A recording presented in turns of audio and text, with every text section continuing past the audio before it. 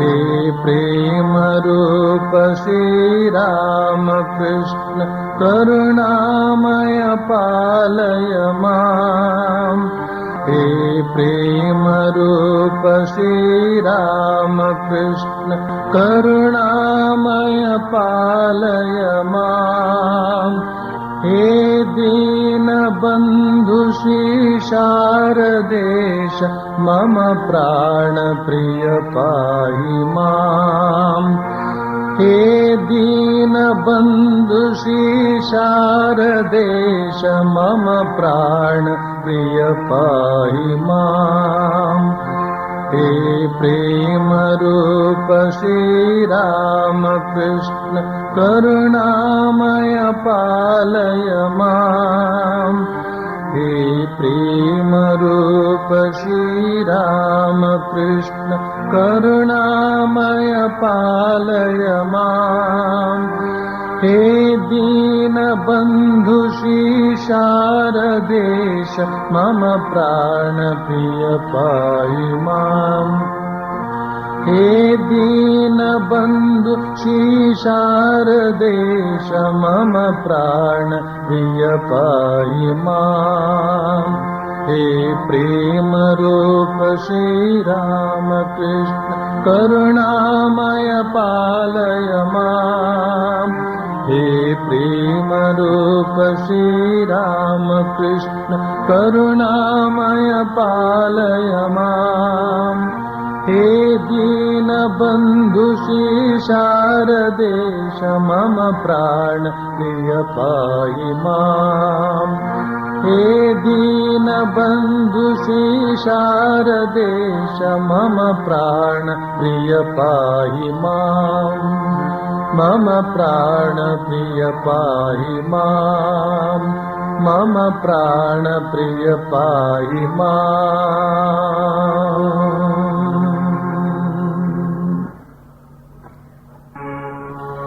संजयागलु तव की पुदुमन दक्षिणेश्वर यात्रेगे परमहंसर तीर्थवाणीय पंच अमृतद पात्रेगे संजयागलु तव की पुदुमन दक्षिणेश्वर यात्रेगे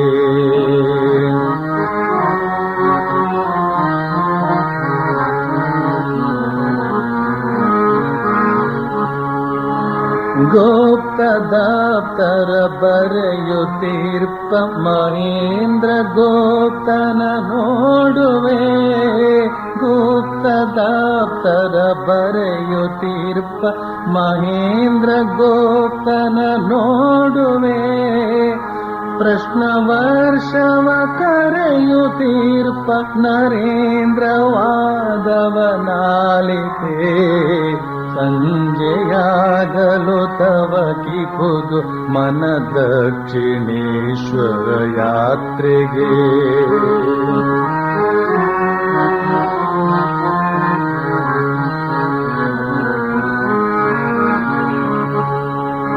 ಅತ್ತ ಕೇಶವ ಚಂದ್ರಸೇನನ ಭಕ್ತಿ ನಮನವ ಕಾಣುವೆ ಅತ್ತ ಕೇಶವ ಚಂದ್ರಸೇನನ ಭಕ್ತಿ ನಮನವ ಕಾಣುವೆ ಇತ್ತ ಮತ್ತ ಗಿರೀಶ ಘೋಷನ ಚಂದ್ರ ಚಿತ್ತದಿ ಕೈಯುವೆ ಸಂಜೆಯಾಗಲು ತವ ಕಿ ಖುದು ಮನ ದಕ್ಷಿಣೇಶ್ವರ ಯಾತ್ರೆಗೆ ಪರಮಹಂಸರ ತೀರ್ಥವಾಣಿಯ ಪಂಚ ಅಮೃತದ ಪಾತ್ರೆಗೆ ಸಂಜೆಯಾಗಲು ತವ ಕಿ ಖುದು ಮನ ದಕ್ಷಿಣೇಶ್ವರ ಯಾತ್ರೆಗೆ ಸಂಜೆಯಾಗಲು ತವ ಕಿ ಖುದು ಮನ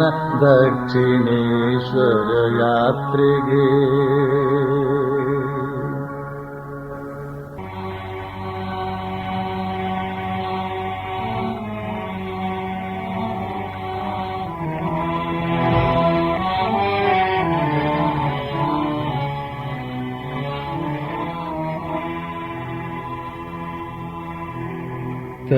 ಕಥಾಮೃತಂ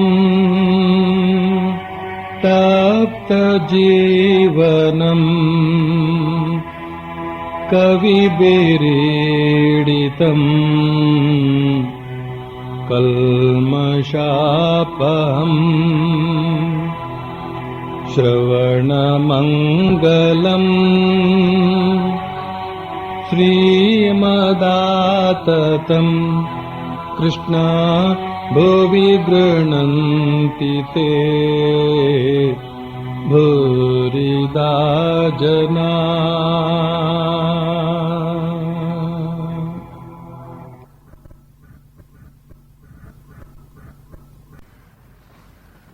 ಶ್ರೀರಾಮಕೃಷ್ಣರು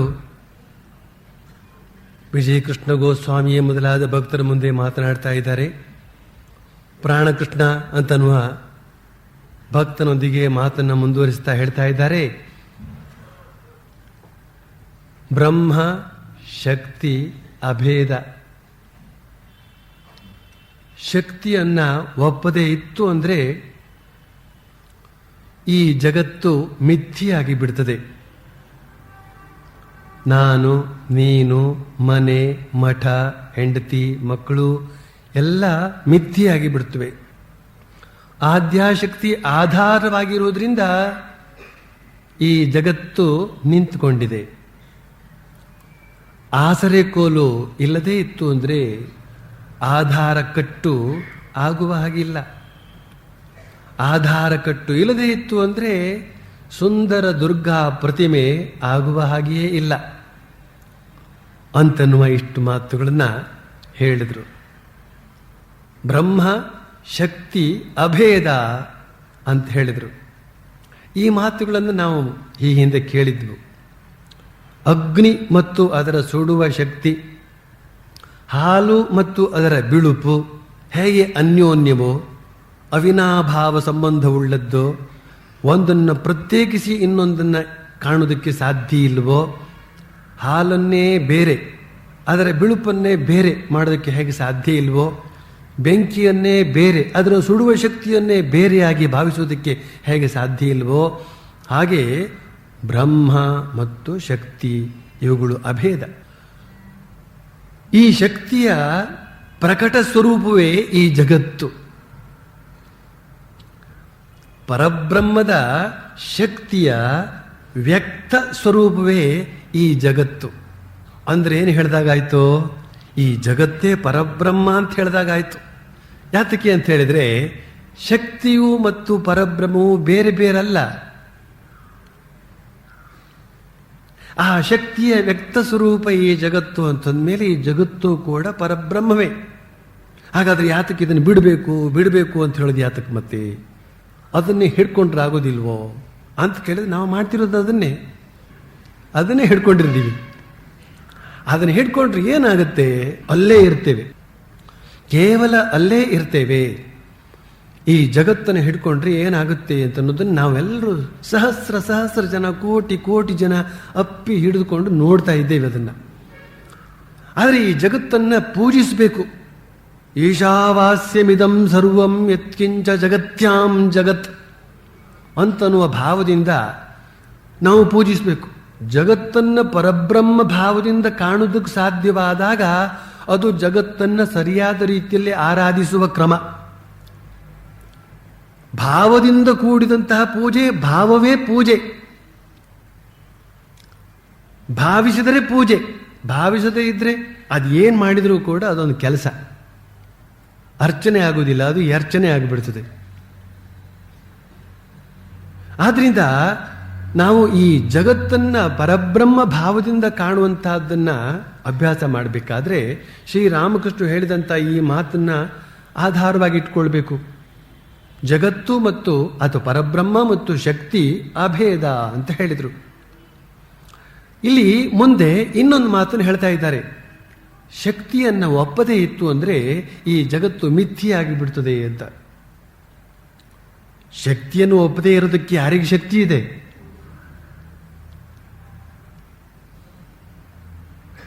ಶಕ್ತಿ ಇಲ್ಲದೆ ಒಂದು ಕ್ಷಣ ಕಾಲ ಕೂಡ ನಾವು ಉಸಿರಾಡಲಾರೆವು, ಬದುಕಲಾರೆವು. ಆದ್ರಿಂದ ಶಕ್ತಿಯನ್ನು ಒಪ್ಪಿಕೊಳ್ಳದೆ ಇರುವಂತಹ ಮಾತೇ ಇಲ್ಲ. ಆದರೆ ಪರಬ್ರಹ್ಮ ಮಾತ್ರವೇ ಸತ್ಯ, ಬಾಕಿ ಉಳಿದದ್ದು ಯಾವುದನ್ನು ನಾನು ಒಪ್ಪೋದೇ ಇಲ್ಲ ಅಂತ ಕೂತ್ಕೊಂಡಾಗ ಆ ಪರಬ್ರಹ್ಮದ ವ್ಯಕ್ತ ಸ್ವರೂಪವಾದ ಈ ಜಗತ್ತಿನ ಗತಿ ಏನು ಅಂತ ಶ್ರೀರಾಮಕೃಷ್ಣರು ಹೇಳ್ತಾ ಇದ್ದಾರೆ. ಶಕ್ತಿಯನ್ನು ಒಪ್ಪಿಕೊಂಡಾಗ ಆ ಶಕ್ತಿಯೇ ಈ ಜಗತ್ತಾಗಿ ಇರೋದ್ರಿಂದ ಈ ಜಗತ್ತನ್ನು ಕೂಡ ನಾವು ಸ್ವೀಕರಿಸಬಹುದಾಗುತ್ತೆ ಅಂತ.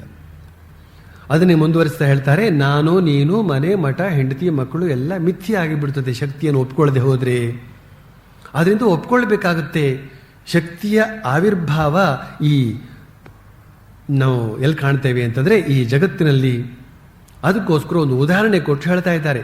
ಆದ್ಯಾಶಕ್ತಿ ಆಧಾರವಾಗಿರೋದ್ರಿಂದ ಈ ಜಗತ್ತು ನಿಂತುಕೊಂಡಿದೆ. ಅದು ಹೇಗೆ ಅಂತ ಹೇಳಿದ್ರೆ, ಆಸರೆ ಕೋಲು ಇಲ್ಲದೆ ಇತ್ತು ಅಂದ್ರೆ ಆಧಾರ ಕಟ್ಟು ಅಂದ್ರೆ ಅಟ್ಟೆ ಅಟ್ಟೆ ಅಂತ ಹೇಳ್ತಾರೆ. ಅದಕ್ಕೆ ಅದಾಗುವ ಹಾಗೆ ಇಲ್ಲ. ಆಧಾರ ಕಟ್ಟು ಅಥವಾ ಅಟ್ಟೆ ಇಲ್ಲದೆ ಇತ್ತು ಅಂತಂದ್ರೆ ಸುಂದರ ದುರ್ಗಾ ಪ್ರತಿಮೆ ಆಗುವ ಹಾಗೆ ಇಲ್ಲ ಅಂತನ್ನುವ ಈ ಒಂದು ಉದಾಹರಣೆ ಇದೆಯಲ್ಲ, ಇದು ಬಂಗಾಳ ದೇಶದಲ್ಲಿರತಕ್ಕಂಥ ಜನರಿಗೆ ಬಹಳ ಬೇಗ ಅರ್ಥ ಆಗುತ್ತೆ. ನಮ್ಮಲ್ಲಿಯೂ ಕೂಡ ಅರ್ಥ ಆಗಬೇಕಾದ್ರೆ, ಯಾರು ಆ ಮಣ್ಣಿನಿಂದ ವಿಗ್ರಹವನ್ನು ತಯಾರಿಸ್ತಾರೋ, ಉದಾಹರಣೆಗೆ ಇಲ್ಲಿ ಗಣೇಶನ ವಿಗ್ರಹವನ್ನು ತಯಾರಿಸಲಾಗ್ತದೆ. ಗಣೇಶನ ವಿಗ್ರಹವನ್ನು ಮಾತ್ರ ತರ್ತಾರೆ ವಿನಃ ಆ ಗಣೇಶನನ್ನು ಯಾವ ರೀತಿಯಲ್ಲಿ ತಯಾರಿಸಲಾಗ್ತಾ ಇದೆ ಅಂತ ಅನ್ನೋದನ್ನ ಗಮನಿಸೋದಿಲ್ಲ. ಅಲ್ಲಿ ಮುಖ್ಯವಾಗಿ ದುರ್ಗಾ ಪ್ರತಿಮೆಯನ್ನು ತಯಾರಿಸುವಾಗ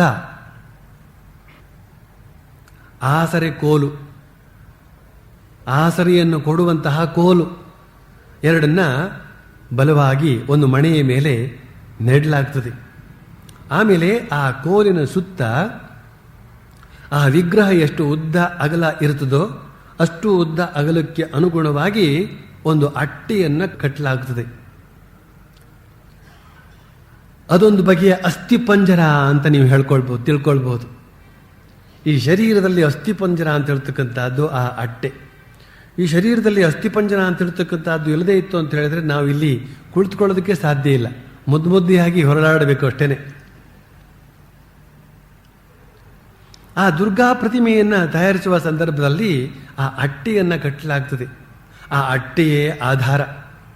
ಆಮೇಲೆ ಮಣ್ಣು ಮೆತ್ತಿ ಬಗೆ ಬಗೆಯ ಆಕಾರಗಳಿಗೆ ತಂದು ಬಣ್ಣ ಮತ್ತು ಉಡುಗೆ ತೊಡುಗೆ ಇವುಗಳನ್ನೆಲ್ಲ ಧರಿಸ್ತಕ್ಕಂಥ ಇರುತ್ತದೆ. ಈ ಆಧಾರ ಕಟ್ಟು ಇಲ್ಲದೇ ಇತ್ತು ಅಂತಂದ್ರೆ ಸುಂದರವಾದ ದುರ್ಗಾ ಪ್ರತಿಮೆ ಆಗುವ ಹಾಗೆ ಇಲ್ಲ ಅಂತ ಈ ಉದಾಹರಣೆ ಯಾತಕ್ಕೆ ಕೊಟ್ಟರು ಅಂತಂದ್ರೆ, ಶಕ್ತಿ ಅಂತ ಹೇಳ್ತಕ್ಕಂಥದ್ದು ಆಧಾರವಾಗಿ ಇರದೆ ಹೋಯಿತು ಅಂತಂದ್ರೆ ಈ ಜಗತ್ತು ಆಗುವ ಹಾಗೆ ಇಲ್ಲ ಅಂತ. ಪಂಚಭೂತಗಳಲ್ಲೂ ಕೂಡ ಆ ಆದ್ಯಾಶಕ್ತಿ ಅಂತ ಹೇಳ್ತಕ್ಕಂಥದ್ದು ತಾನೇ ತಾನಾಗಿ ಪಸರಿಸಿಕೊಂಡಿದೆ, ಹರಡಿಕೊಂಡಿದೆ. ಆ ಶಕ್ತಿಯ ಬಲದಿಂದಲೇ ನಾವೆಲ್ಲ ಇಲ್ಲಿ ಬರೋದಕ್ಕೆ ಸಾಧ್ಯವಾಗಿದೆ, ಕುಳಿತುಕೊಳ್ಳೋದಕ್ಕೆ ಸಾಧ್ಯವಾಗಿದೆ, ಉಸಿರಾಡೋದಕ್ಕೆ ಸಾಧ್ಯವಾಗಿದೆ, ಜೀವನ ನಡೆಸೋದಕ್ಕೆ ಸಾಧ್ಯವಾಗಿದೆ. ಪ್ರತಿಯೊಂದು ಕೂಡ ಆ ಶಕ್ತಿಯ ಆಧಾರದಿಂದ ಆಗತಕ್ಕಂತಹ ಕೆಲಸ. ಇಲ್ಲಿ ಉಪನ್ಯಾಸ ಮಾಡ್ತಿರುವಾಗಲೂ ಕೂಡ ಹಾಗೆ ಒಳಗಡೆ ಆ ಶಕ್ತಿ ಕೆಲಸ ಮಾಡಿದರೆ ಮಾತ್ರ ನಾಲ್ಕು ಮಾತುಗಳನ್ನು ಇಲ್ಲಿ ಆಡಲಾಗುತ್ತದೆ. ಇಲ್ಲದೆ ಹೋದರೆ ಹೇಳಬೇಕಾಗಿಲ್ಲ. ಹೀಗಾಗ್ಬಿಡುತ್ತೆ. ಕನಿಷ್ಠ ಪಕ್ಷ ಪಿಳಿ ಪರಸ್ಪರ ನೋಡೋದಾಗತ್ತೆ. ಆ ನೋಡುವುದು ಕೂಡ ನಿಂತು ಹೋಗಿಬಿಡ್ತದೆ. ಶಕ್ತಿ ಅಂತ ಹೇಳ್ತಕ್ಕಂಥದ್ದು ಹಿಂದೆ ಸರ್ಕೊಂಡು ಬಿಡ್ತು ಅಂತ ಹೇಳಿದರೆ. ಆದ್ರಿಂದ ಶಕ್ತಿಗೆ ಸದಾ ವಂದನೆ. ಬಳಿಕ ಇನ್ನೊಂದು ಮಾತನ್ನು ಹೇಳ್ತಾರೆ ಶ್ರೀರಾಮಕೃಷ್ಣ. ಈಗ ಮಾಸ್ಟರ್ ಮಹಾಶಯ ಆ ಒಂದೊಂದೇ ಮಾತನ್ನು ಪ್ರತ್ಯೇಕವಾಗಿ ಬರೆದಿಟ್ಟಿದ್ದಾನೆ. ವಿಷಯ ಬುದ್ಧಿಯನ್ನು ತ್ಯಜಿಸದ ಹೊರತು ಆತ್ಮಜಾಗೃತಿ ಉಂಟಾಗದು, ಭಗವಂತನ ಸಾಕ್ಷಾತ್ಕಾರ ದೊರೆಯದು. ವಿಷಯ ಬುದ್ಧಿ ಲೇಷ ಮಾತ್ರವಿತ್ತು ಎಂದರೂ ಮನುಷ್ಯ ಕಪಟಿಯಾಗಿ ಬಿಡ್ತಾನೆ. ಸರಳತೆ ಇಲ್ಲದೇ ಇತ್ತು ಎಂದರೆ ಭಗವಂತನ ಸಾಕ್ಷಾತ್ಕಾರ ದೊರೆಯದು. ಈ ಮಾತನ್ನು ಕೂಡ ನಾವು ಬಹಳ ಸಲ ಕೇಳಿದ್ದೇವೆ. ಇದೇನು ಹೊಸತಲ್ಲ. ಹಾಗಾದ್ರೆ ಮತ್ಯಾತ ಕೇಳಿದ್ದು ಅಂತಂದ್ರೆ ಮರೆತೋಗಿರುತ್ತೆ. ಮರೆವಿನಿಂದಾಗಿ ತಿಳಿದಿದ್ದು ಕೂಡ ಪ್ರಯೋಜನಕ್ಕೆ ಬರದೇನೆ ಹೋಗ್ಬಿಡ್ತದೆ. ಅದಕ್ಕೋಸ್ಕರ ಮತ್ತೆ ಅದನ್ನು ಹೇಳ್ತಾ ಇರ್ತಾರೆ. ಬೇರೆ ಬೇರೆ ಸಂದರ್ಭದಲ್ಲಿ ಬೇರೆ ಬೇರೆ ಜನರು ಬಂದಾಗ ಅದನ್ನು ಹೇಳ್ತಾ ಇರ್ತಾರೆ. ಹೊಸಬರಿಗೆ ತಿಳಿಸಿಕೊಡೋದಕ್ಕೆ, ಹಳಬರಿಗೆ ನೆನಪಿಸಿಕೊಡೋದಕ್ಕೆ ಈ ಮಾತುಗಳು ಬಹಳ ಬೇಕಾಗ್ತದೆ. ಆಧ್ಯಾತ್ಮಿಕ ಜೀವನದ ಅತ್ಯಂತ ಪ್ರಧಾನವಾದ ವಾಕ್ಯವನ್ನು ಇಲ್ಲಿ ಹೇಳಿದ್ದಾರೆ ಶ್ರೀರಾಮಕೃಷ್ಣರು. ವಿಷಯ ಬುದ್ಧಿಯನ್ನು ತ್ಯಜಿಸಿದ ಹೊರತು ಆತ್ಮ ಜಾಗೃತಿ ಉಂಟಾಗದು, ಭಗವಂತನ ಸಾಕ್ಷಾತ್ಕಾರ ದೊರೆಯದು. ಮಂತ್ರ ದೀಕ್ಷೆಯನ್ನು ಪಡೆದಂತಹ ಭಕ್ತಾದಿಗಳು ಒಂದು ಸ್ವಲ್ಪ ಕಾಲ ಜಪ ಮಾಡಿ ನಮಗೂ ಸಾಕ್ಷಾತ್ಕಾರ ಆಗುತ್ತಾ, ನಮ್ಮಂಥವರಿಗೂ ಸಾಕ್ಷಾತ್ಕಾರ ಆಗುತ್ತಾ ಅಂತ ಕೇಳ್ತಾರೆ. ಅವರ ಮನಸ್ಸನ್ನು ನೋಯಿಸಬಾರದು ಅಂತ ಉದ್ದೇಶ ಇಟ್ಕೊಂಡಿದ್ರೆ ಖಂಡಿತವಾಗಿ ನಿಮಗೆ ಸಾಕ್ಷಾತ್ಕಾರ ಆಗುತ್ತೆ ಅಂತ ಹೇಳಬೇಕಾಗತ್ತೆ. ಆದರೆ ಇಲ್ಲಿ ಶ್ರೀರಾಮಕೃಷ್ಣರು ಯಾರಿಗೆ ಸಾಕ್ಷಾತ್ಕಾರ ಆಗುತ್ತೆ ಅಂತನ್ನೋದನ್ನು ಸ್ಪಷ್ಟವಾಗಿ ಹೇಳಿದ್ದಾರೆ. ವಿಷಯ ಬುದ್ಧಿಯನ್ನು ತ್ಯಜಿಸದ ಹೊರತು ಆತ್ಮ ಜಾಗೃತಿ ಉಂಟಾಗದು, ಭಗವಂತನ ಸಾಕ್ಷಾತ್ಕಾರ ದೊರೆಯದು. ವಿಷಯ ಬುದ್ಧಿ ಅಂತ ಹೇಳಿದ್ರೆ ನಮ್ಮ ಪಂಚ ಇಂದ್ರಿಯಗಳ ಮೂಲಕ ಯಾವ ಭೋಗವನ್ನು ಅನುಭವಿಸಬೇಕು ಅಂತನ್ನುವ ಒಂದು ಆಸಕ್ತಿ ನಮ್ಮಲ್ಲಿ ಕೆರಳ್ತಾ ಇರ್ತದೋ ಆಗ ಆಗ ಆಗ ಆಗ ಅಥವಾ ಯಾವಾಗಲೂ ಎಷ್ಟೋ ಜನರಿಗೆ ಆ ಆಸಕ್ತಿ ಅಂತ ಹೇಳ್ತಕ್ಕಂಥದ್ದು ಹೋಗದೇನೇನೆ ಭಗವತ್ ಸಾಕ್ಷಾತ್ಕಾರ ಆಗೋದಿಲ್ಲ ಅಂತನೂ ಮಾತನ್ನು ಹೇಳಿದರು. ವೇದಾಂತ ವೇದಾಂತ ಅಂತ ಒಂದಿದೆ. ವೇದದ ಅಂತ ಅದು ವೇದಾಂತ. ವೇದದ ಅಂತ ಯಾವುದು ಅಂದರೆ ಜ್ಞಾನ, ಆತ್ಮಜ್ಞಾನ, ಬ್ರಹ್ಮವಿದ್ಯಾ, ಆತ್ಮವಿದ್ಯಾ ಇದೆ ವೇದಾಂತ ಅಂದರೆ. ಈ ವೇದಾಂತವಾದಂಥ ವೇದಾಂತ ಸ್ವರೂಪಿಯಾದ ಆ ಪರಬ್ರಹ್ಮವನ್ನು ಅರಿತುಕೊಳ್ಳೋದು ಹೇಗೆ? ಪರಬ್ರಹ್ಮ ಅಂತ ಒಂದು ವಸ್ತು ಇದೆ, ಅದೇ ನಮ್ಮ ಸತ್ವವೇ ಆಗಿದೆ. ಅದು ನಮ್ಮೊಳಗೆಯೂ ಸರ್ವರ ಒಳಗೂ ಎಲ್ಲೆಲ್ಲೂ ಸರ್ವವ್ಯಾಪಿಯಾಗಿ ಸರ್ವಾಂತರ್ಯಾಮಿಯಾಗಿ ಇದೆ ಅಂತ ಎಷ್ಟೇ ಹೇಳಿದರೂ ಕೂಡ, ಎಷ್ಟೇ ಕೇಳಿದರೂ ಕೂಡ ಅರಿತುಕೊಳ್ಳೋದಕ್ಕೆ ಮಾತ್ರ ಯಾರಿಗೂ ಸಾಧ್ಯವಾಗೋದಿಲ್ಲ. ಅರಿತುಕೊಳ್ಳೋದು ಹೇಗೆ ಹಾಗಾದರೆ ಅಂತನ್ನೋದ್ರ ಬಗ್ಗೆ ಋಷಿಮುನಿಗಳು ಸಾಕಷ್ಟು ಸಾಧನೆ ಮಾಡಿ ತಿಳಿದು ಆ ತಿಳಿಯುವಂತಹ ಮಾರ್ಗವನ್ನು ಸ್ಪಷ್ಟವಾಗಿ ಬರೆದಿಟ್ಟಿದ್ದಾರೆ. ಅದನ್ನು ಓದಿದಾಗ ಆಶ್ಚರ್ಯವಾಗುತ್ತೆ ನಮಗೆ. ವೇದಾಂತ ಅಂತನ್ನುವ ಒಂದು ಆ ಬ್ರಹ್ಮವಿದ್ಯೆ ಅದನ್ನು ಅಭ್ಯಾಸ ಮಾಡೋದಕ್ಕೆ, ಸಾಧನೆಗೆ ತೊಡಗೋದಕ್ಕೆ ಯಾರು ಸಮರ್ಥ ವ್ಯಕ್ತಿ, ಯಾರು ಅಧಿಕಾರಿ, ಅಧಿಕಾರಿ ಅಂತ ಹೇಳಿದರೆ ಸಮರ್ಥ ಅಂತ ಅರ್ಥ. ಅದಕ್ಕೊಂದು ಸಾಮರ್ಥ್ಯ ಬೇಕಾಗುತ್ತಂತೆ. ಆ ವೇದಾಂತ ಜ್ಞಾನಕ್ಕೆ ಸಮರ್ಥ ಅಧಿಕಾರಿ ಯಾರು ಅಂತನ್ನುವ ಪ್ರಶ್ನೆಯನ್ನು ಹಾಕಿ, ಯಾರಿಗೆ ಈ 4 ಗುಣಗಳು ಸ್ಪಷ್ಟವಾಗಿ ಇವೆಯೋ ಯಾರ ವ್ಯಕ್ತಿತ್ವದಲ್ಲಿ ಅವರು ಇದಕ್ಕೆ ಅಧಿಕಾರಿ ಅಂತ ಹೇಳಿದರು. 4 ಗುಣಗಳನ್ನು ಹೇಳಿದರು. 4 ಅಂಶಗಳು ಅವರ ವ್ಯಕ್ತಿತ್ವದಲ್ಲಿ ಇರಬೇಕಾಗತ್ತೆ. ಯಾವುದದು ಅಂತಂದರೆ, ಒಂದನೇದು ನಿತ್ಯಾನಿತ್ಯ ವಸ್ತು ವಿವೇಕ, ಎರಡನೆಯದು ಇಹಾಮುಷ್ಮಿಕ ಫಲಭೋಗ ವಿರಾಗ, ಮೂರನೇದು ಶಮದಮೋಪರತಿ ತಿತಿಕ್ಷಾ ಸಮಾಧಾನ ಶ್ರದ್ಧಾ ಅಂತನ್ನುವ ಷಟ್ಕ ಸಂಪತ್ತಿ, 6 ಬಗೆಯ ಸಂಪತ್ತು. ಶಮದಮ ಉಪರತಿ ತಿತಿಕ್ಷಾ ಸಮಾಧಾನ ಶ್ರದ್ಧಾ ಅಂತನ್ನುವ 6 ಸಂಪತ್ತು. 4ನೇದಾಗಿ ಮುಮುಕ್ಷುತ್ವ, ನಾನು ಮುಕ್ತನಾಗಬೇಕು ಅಂತನ್ನುವ ಲವಲವಿಕೆ ಯಾರಲ್ಲಿ ಇದೆಯೋ, ಈ 4 ಅಂಶಗಳು ಯಾರಲ್ಲಿ ಇದೆಯೋ ಅವನು ಆ ಸಾಧನೆಗೆ ಅಧಿಕಾರಿ. ಆ ಒಂದು ಸಾಧನೆಯನ್ನು ಕೈಕೊಳ್ಳೋದಕ್ಕೆ ಬೇಕಾಗುವಂತಹ ಸಾಮರ್ಥ್ಯ ಅವನಲ್ಲಿದೆ ಅಂತ ಹೇಳಲಾಗಿದೆ. ನಿತ್ಯಾನಿತ್ಯ ವಸ್ತು ವಿವೇಕ ಅಂತ ಹೇಳಿದ್ರೆ ಈ ಪ್ರಪಂಚ ಎಷ್ಟರ ಮಟ್ಟಿಗೆ ಸತ್ಯ, ಇದು ಶಾಶ್ವತ ಸತ್ಯ ಅಲ್ಲ, ಇವತ್ತಿದ್ದು ನಾಳೆ ಇಲ್ಲದಂತಾಗುವಂತಹದ್ದು. ನಮ್ಮ ಶರೀರವೂ ಕೂಡ ಇವತ್ತು ಇದ್ದು ನಾಳೆ ಇಲ್ಲದನ್ನುವಂತೆ ಆಗುವಂತಹದ್ದು. ಆಮೇಲೆ ಏನೇನನ್ನು ನಾವು ಈ ಜಗತ್ತಿನಲ್ಲಿ ಕಾಣ್ತೇವೋ ಅದೆಲ್ಲ ನಾಳೆಗೆ ಇಲ್ಲದಿರತಕ್ಕಂಥದ್ದು, ನಾಳೆ ಇಲ್ಲದಂತಾಗುವಂತಹದ್ದು. ಆದ್ದರಿಂದ ಇದೆಲ್ಲ ಅಶಾಶ್ವತ. ಆದ್ದರಿಂದ ಜಾಸ್ತಿ ಗಮನ ಕೊಡಬಾರ್ದು. ಇರುವಷ್ಟು ಕಾಲ ಎಲ್ಲ ಬೇಕು. ಅನ್ನ, ಅಶನ, ವಸತಿ ಎಲ್ಲ ಬೇಕಾಗ್ತದೆ. ಯಾವುದನ್ನು ಕೂಡ ಬಿಡೋ ಹಾಗಿಲ್ಲ. ಆದರೆ ಬಿಡೋ ಹಾಗಿಲ್ಲ ಅಂದ ಮಾತ್ರಕ್ಕೆ ಅದನ್ನೇ ಶಾಶ್ವತ ಅಂತ ನಂಬ್ಕೊಳ್ಬಾರ್ದು, ಅಥವಾ ನೆಚ್ಚಿಕೊಳ್ಬಾರ್ದು, ಅಥವಾ ಅದನ್ನೇ ಮೋಹಿಸಬಾರ್ದು. ಹೀಗೆ ಅನಿತ್ಯವಾದದನ್ನು ಬಿಟ್ಟು ನಿತ್ಯವಾದದರ ಕಡೆಗೆ ಗಮನ ಕೊಡ್ತಕ್ಕಂಥದ್ದು ಇದೆಯಲ್ಲ, ಇದಕ್ಕೆ ವಿವೇಕ ಅಂತ ಹೆಸರು. ನಿತ್ಯ ನಿತ್ಯ ವಸ್ತು ವಿವೇಕ. ಎರಡನೇದನ್ನು ಹೇಳಿದ್ರು ಐಹಿಕ ಆಮುಷ್ಮಿಕ ಫಲ ಭೋಗ ವಿರಾಗ. ಐಹಿಕ ಅಂತಂದ್ರೆ ಈ ಲೋಕದ್ದು, ಆಮುಷ್ಮಿಕ ಅಂದರೆ ಪರಲೋಕ ಅಂತಂದ್ರೆ ಸ್ವರ್ಗಲೋಕದ್ದು. ಈ ಎರಡು ಲೋಕಗಳಲ್ಲೂ ಕೂಡ ಒಂದೊಂದು ಬಗೆಯ ಸುಖ ಇರುತ್ತೆ. ಆ ಸುಖ ಹೇಗೆ ಬರುತ್ತೆ ಅಂತಂದರೆ ಫಲದಿಂದ ಬರುತ್ತೆ, ಕರ್ಮ ಫಲದಿಂದ ಬರ್ತದೆ. ಸತ್ಕರ್ಮ ಮಾಡೋದ್ರಿಂದ ಸತ್ಫಲ ಅಂತ ಹೇಳ್ತಕ್ಕಂಥದ್ದು ಬರುತ್ತೆ. ಆ ಸತ್ಫಲ ಅಂತ ಹೇಳ್ತಕ್ಕಂಥದ್ದು ಸಿಹಿಯಾದ ಹಣ್ಣು, ಅದನ್ನು ತಿನ್ನಬೇಕು ಅಂಥೇಳಿ ಸ್ವಾಭಾವಿಕವಾಗಿ ಎಲ್ರಿಗೂ ಅಪೇಕ್ಷೆ ಆಗ್ತದೆ. ಈ ಲೋಕದ ಭೋಗ ಪರಲೋಕದ ಭೋಗ ಎರಡೂ ಕೂಡ ಜೀವಿಗಳನ್ನು ಆಕರ್ಷಿಸ್ತಾ ಇರ್ತದೆ. ಅದನ್ನು ಅನುಭವಿಸಬೇಕು ಅಂತ. ಯಾರಿಗೆ ಈ ಲೋಕದ ಭೋಗ ಅಂತ ಹೇಳ್ತಕ್ಕಂಥದ್ದು ಸಾಕಾಗಿದೆಯೋ ಅವರಿಗೆ ಸ್ವರ್ಗ ಲೋಕದ ಭೋಗ ಅಂತ ಹೇಳ್ತಕ್ಕಂಥದ್ದು ಬೇಕು ಅಂತ ಅನಿಸಿ ಅವನು ಅದಕ್ಕಾಗಿ ಕರ್ಮ ಮಾಡ್ತಾ ಇರ್ಬೋದು. ಇಲ್ಲಿ ಈ ಲೋಕದ ಸುಖ ಪರಲೋಕದ ಸುಖ ಎರಡು ಲೋಕದ ಸುಖವನ್ನು ಕೂಡ, ಸುಖದ ಆಸೆಯನ್ನು ಕೂಡ ಬಿಟ್ಟುಬಿಡಬೇಕಾಗುತ್ತೆ. ಯಾವನು ಈ ಎರಡೂ ಬಗೆಯ ಸುಖವನ್ನು ಬಿಟ್ಟಿರ್ತಾನೋ ಅವನು ಆ ವೇದಾಂತದ ಸಾಧನೆಗೆ ತಕ್ಕ ಅಧಿಕಾರಿ ಅಂತ ಹೇಳಲಾಗಿದೆ.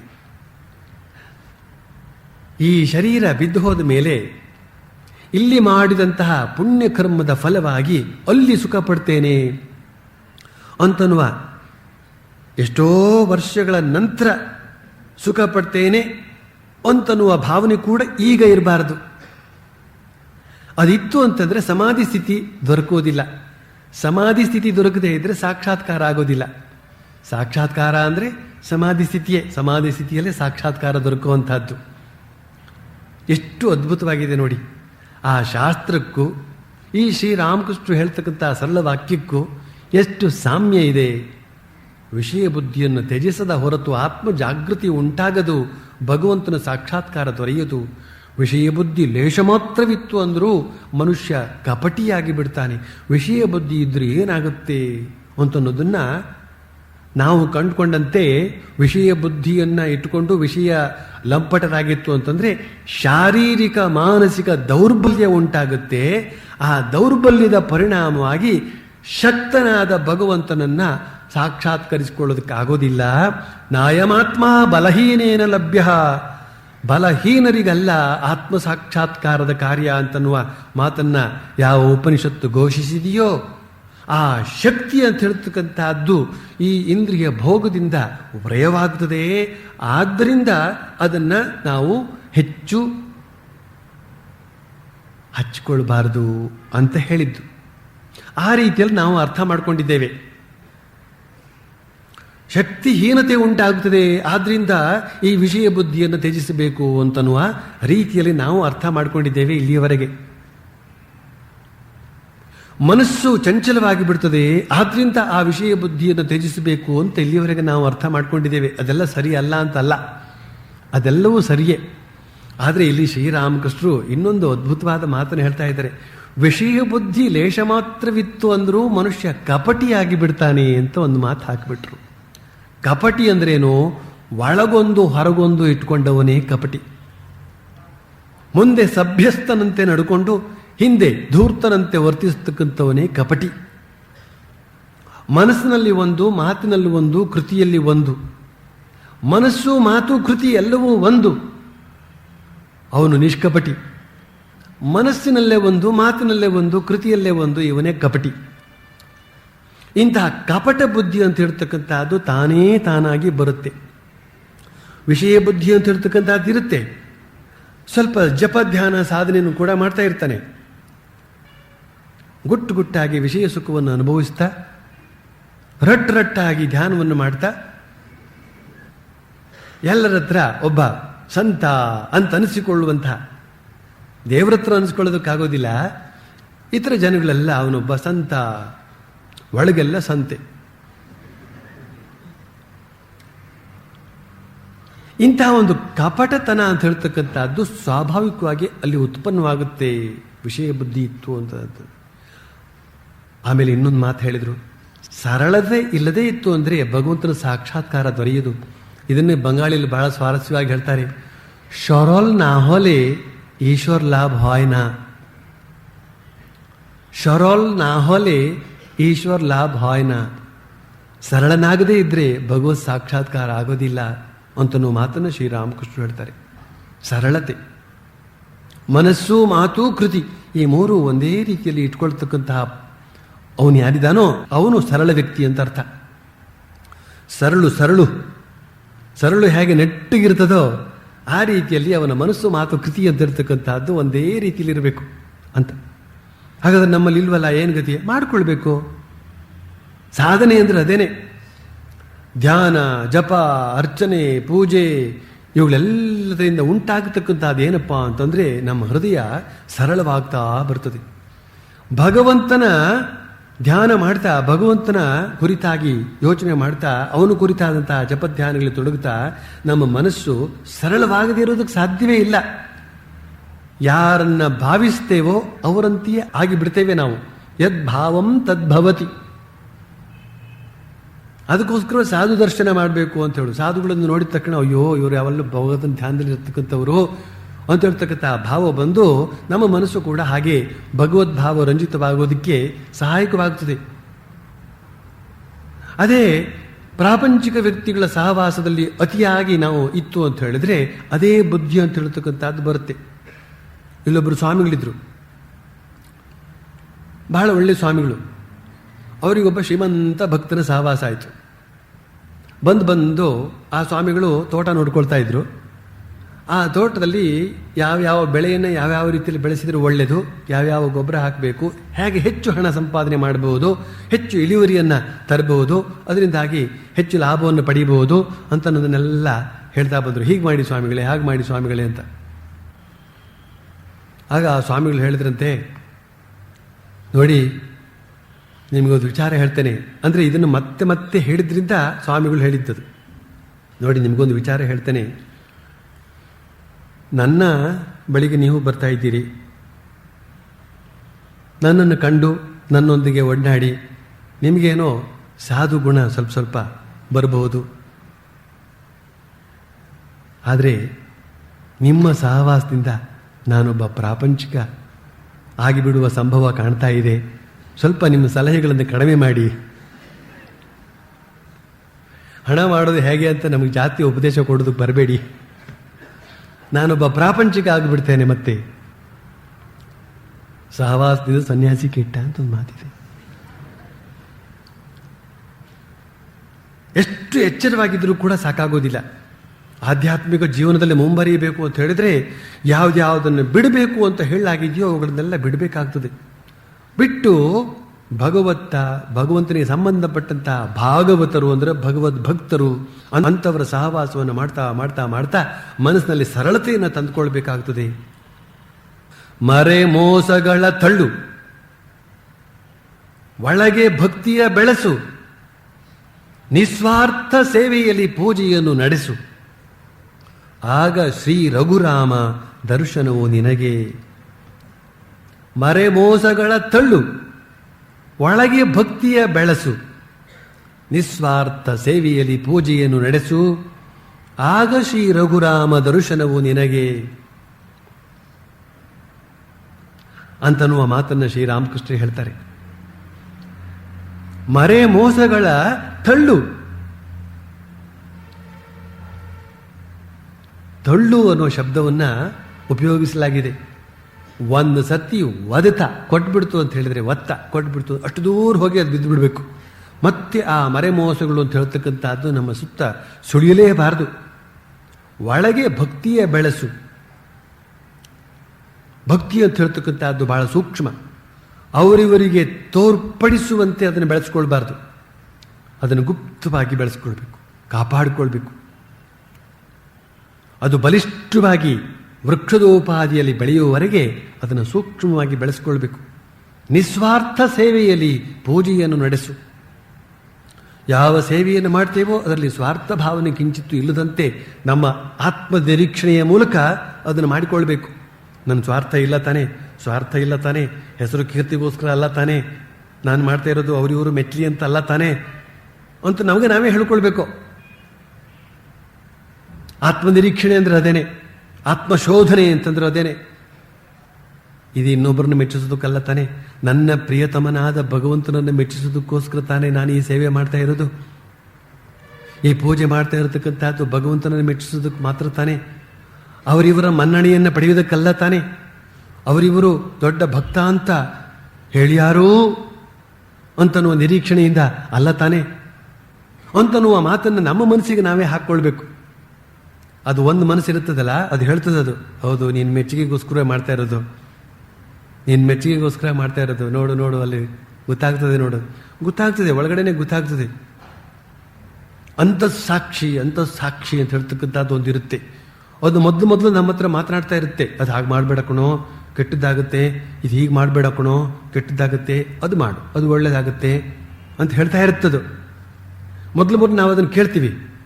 ಆದರೆ ಯಾವುದನ್ನು ಮಾಡಬಾರ್ದು ಅಂತ ಅದು ಹೇಳಿರುತ್ತೋ ಅದ್ರ ಮೇಲೆ ನಮಗೆ ಸ್ವಲ್ಪ ಆಸೆ ಇರುತ್ತೆ, ಅದನ್ನೇ ಮಾಡೋಣ ಅಂತ ಮನಸ್ಸಾಗುತ್ತೆ. ಇದು ಹೇಳುತ್ತೆ ಬೇಡ ಬೇಡ ಅಂತ, ನಮಗೆ ಇನ್ನೊಂದು ಮನಸ್ಸು ಅನಿಸುತ್ತೆ ಬೇಕು ಬೇಕು ಅಂತ. ಆಗ ನಾವೇನು ಮಾಡ್ತೇವೆ,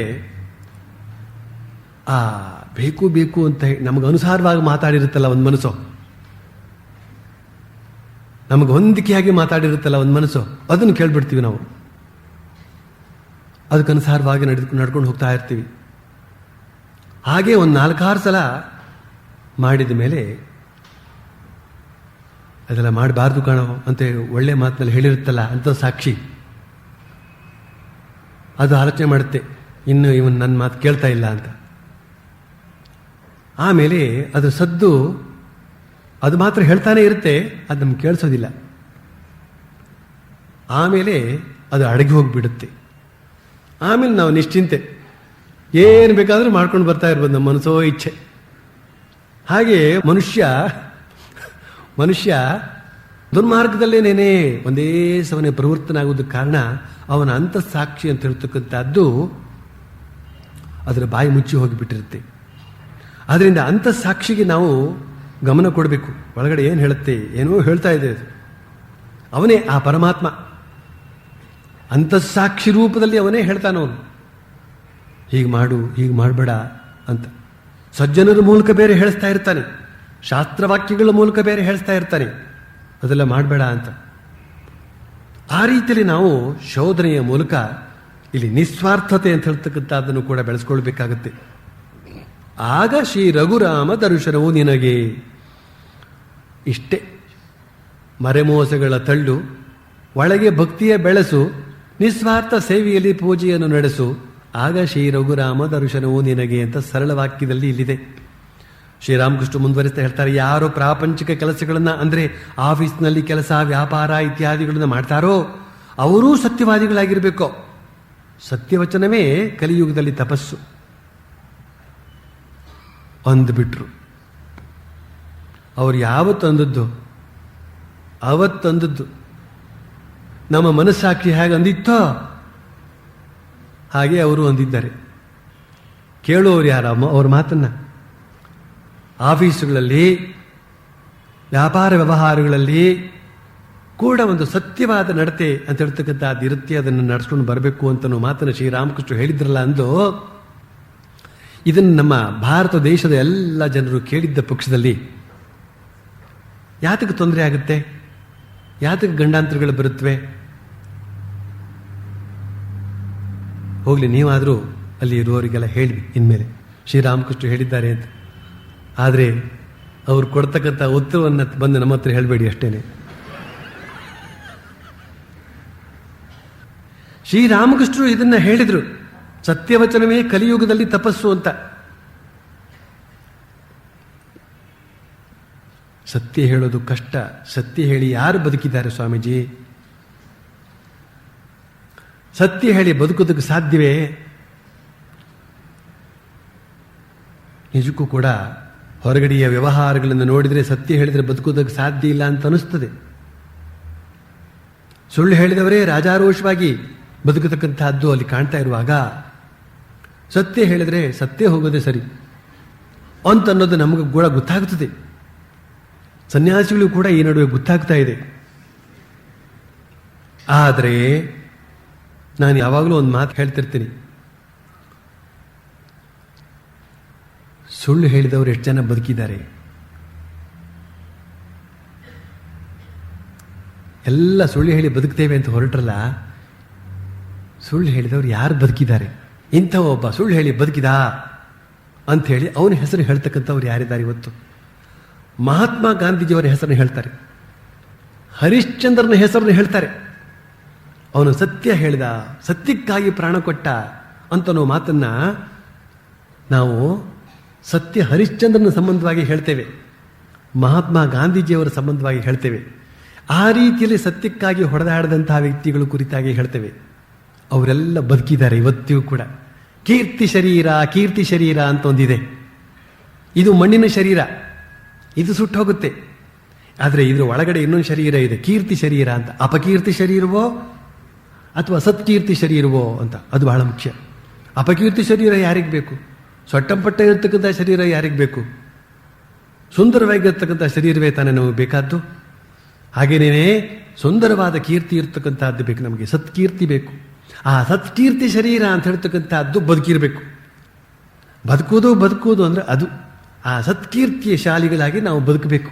ಇಂಥವನೊಬ್ಬ ಇದ್ರೆ ಹಾಗಿರ್ಬೇಕಯ್ಯ ಅಂತ 4 ಜನ ಆಡ್ಕೊಳ್ತಾ ಇರಬೇಕು.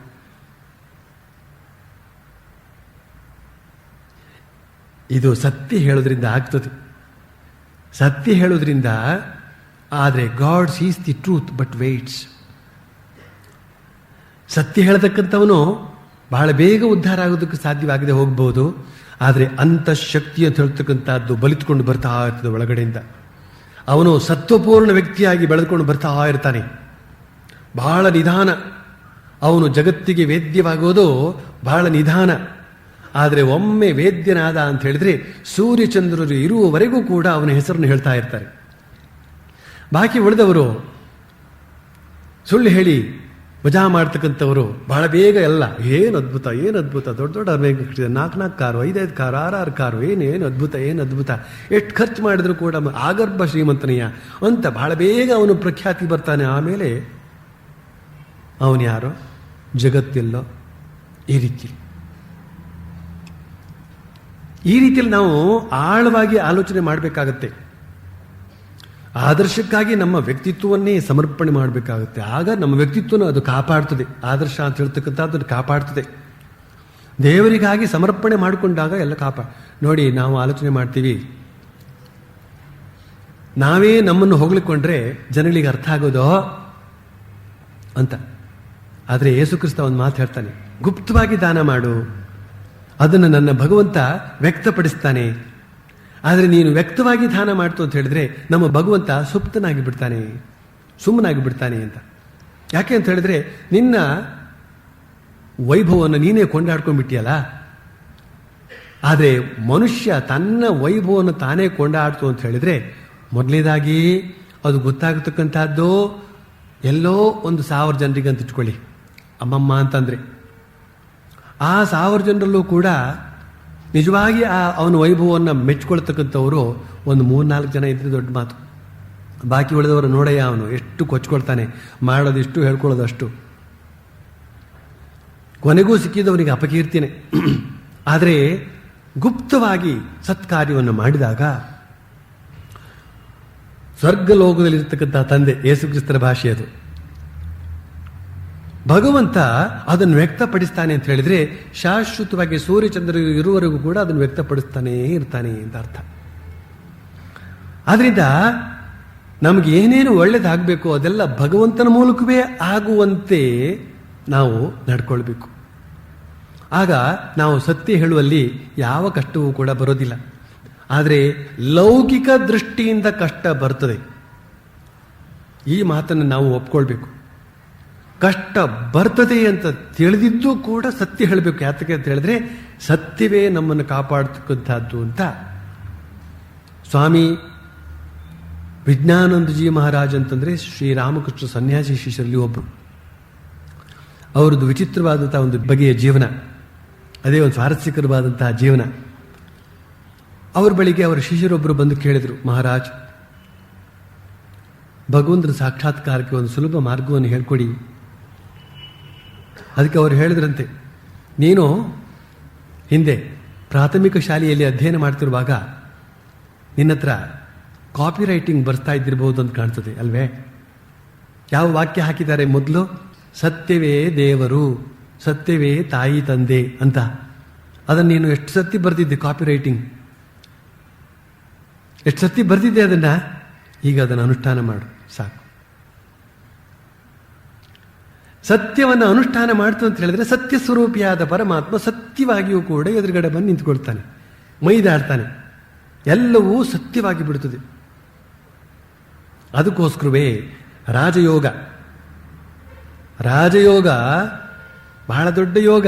ಎಲ್ಲ ಯೋಗಗಳು ದೊಡ್ಡ ಯೋಗಗಳೇ. ರಾಜಯೋಗ ಅಂತ ಹೇಳ್ತಕ್ಕಂಥದ್ದು ಏನು ಹೇಳ್ತದೆ? ಅಹಿಂಸಾ, ಸತ್ಯ, ಅಸ್ತೇಯ, ಬ್ರಹ್ಮಚರ್ಯ, ಅಪರಿಗ್ರಹ, ಶೌಚ, ಸಂತೋಷ, ತಪಸ್ವಾಧ್ಯಾಯ, ಈಶ್ವರ ಪ್ರಣಿಧಾನ ಅಂತನ್ನುವ ಸಾರ್ವಭೌಮಾಹ ವ್ರತಾಹ. ಸರ್ವ ಭೂಮಿಗಳಲ್ಲೂ ಕೂಡ, ಎಲ್ಲೆಲ್ಲೂ ಕೂಡ, ಪ್ರತಿ ಯಾವ ಊರಿನಲ್ಲೂ ಯಾರು ಯೋಗವನ್ನು ಅಭ್ಯಾಸ ಮಾಡಬೇಕು ಅಂದರೂ ಕೂಡ ಈ 10 ನಿಯಮಗಳನ್ನು ಅಭ್ಯಾಸ ಮಾಡಲೇಬೇಕು. ಅಹಿಂಸಾ, ಸತ್ಯ, ಅಸ್ತೇಯ, ಬ್ರಹ್ಮಚರ್ಯ, ಅಪರಿಗ್ರಹ, ಶೌಚ, ಸಂತೋಷ, ತಪಸ್ಸು, ಸ್ವಾಧ್ಯಾಯ, ಈಶ್ವರ ಪ್ರಣಿಧಾನ. ಅಮೆರಿಕದಲ್ಲಾದರೂ ಸರಿಯೇ, ಭಾರತದಲ್ಲಾದರೂ ಸರಿಯೇ, ಆಸ್ಟ್ರೇಲಿಯಾದಲ್ಲಾದರೂ ಸರಿಯೇ, ಆಫ್ರಿಕಾದಲ್ಲಾದರೂ ಸರಿಯೇ, ಸರ್ವ ಭೂಮಿಗಳಲ್ಲೂ ಕೂಡ ಪಾಲಿಸಲೇಬೇಕಾದಂತಹ 10 ಪ್ರಾಮುಖ್ಯವಾದಂತಹ ಗುಣಗಳು. ಕೆಲವು ವ್ಯಕ್ತಿಗಳಿಗೆ ಇಡೀ ಜೀವನವಿಡೀ ಈ 10 ಗುಣಗಳನ್ನು ಅಭ್ಯಾಸ ಮಾಡೋದ್ರಲ್ಲೇ ಮುಗಿದೋಗ್ಬಿಡ್ತದೆ ಅವರ ಸಾಧನೆ. ಅಷ್ಟು ಕಷ್ಟ ಇರ್ತದೆ. ಕೇಳುವಾಗ ಸುಲಭ, ಅದನ್ನ ನಮ್ಮ ದಿನಬಳಕೆಯ ಅಭ್ಯಾಸದಲ್ಲಿ ತರುವ ವೇಳೆಗೆ ಪ್ರಾಣಕ್ಕೆ ಬರುತ್ತದೆ. ಸತ್ಯ ಹೇಳ್ತೇನೆ ಇವತ್ತಿನಿಂದ, ಸತ್ಯವೇ ಎಲ್ಲವೂ ಆಗಿದೆ, ಸತ್ಯವೇ ಪರಮಾತ್ಮನಾದ್ರಿಂದ ಸತ್ಯ ಹೇಳ್ತೇನೆ ಇವತ್ತಂತ ತೀರ್ಮಾನ ಮಾಡಿ ಮನೆಗೆ ಹೋಗೋದ್ರೊಳಗೆ ಒಂದು ಸುಳ್ಳು ಹೇಳುವಂತಹ ಸಂದರ್ಭ ಬರೆದಿದ್ರೆ ಕೇಳಿ. ಅದು ಎಂಥ ಒಂದು ಸುಳ್ಳು ಹೇಳಲೇಬೇಕು, ಸುಳ್ಳು ಹೇಳದಿದ್ರೆ ಬದುಕೋದಕ್ಕೆ ಸಾಧ್ಯ ಇಲ್ಲ ಅಂತ ಹೇಳ್ತಕ್ಕಂಥ ಒಂದು ಸನ್ನಿವೇಶ ಬಂದ್ಬಿಡ್ತದೆ. ಆಹಾ, ಈಗ ತಾನೇ ಸತ್ಯ ಹೇಳಬೇಕು ಅಂತ ತೀರ್ಮಾನ ಮಾಡಿಕೊಂಡು ಸುಳ್ಳು ಹೇಳಬೇಕಾದ ಸನ್ನಿವೇಶ ಬಂದ್ಬಿಡ್ತಲ್ಲ. ಏನು ಮಾಡೋದು ಕೇಳಿದ್ರೆ ಸತ್ಯ ಹೇಳೋದು ಆಗೋದಿಲ್ಲ. ಮಾತ್ರ ಇದು ಒಂದ್ಸಲ ಹೇಗೋ ತಪ್ಪಿಸ್ಕೊಂಡು ಬಿಡ್ತೇನೆ ಅಂತ ಅವನು ಸುಳ್ಳು ಹೇಳದೇ ಇದ್ರೆ